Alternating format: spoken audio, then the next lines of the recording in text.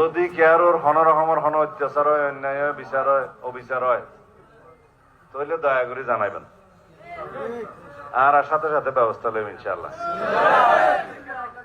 আর কোনো নতুন খারাপ তারা মানুষ নাই নিয়া ইতার আজান মানুষের নজর সমস্ত কিছু আস্তে আস্তে নজর তাইয়ের ইমবেকিনের ব্যবস্থা করা যাবে। যাই হোক, হতাহম আছে মানুষ কি বেকুব হওয়ার না বা বেকুনের নসিহত করি, বেকুনের তো একদিন খবর জাগা উড়িব। সুতরাং এই অস্থায়ী হায়াতত, এই অস্থায়ী দুনিয়ায় আর আছেন খুব বেশি লুবি নয় খান, পররক নষ্ট নগরী খান,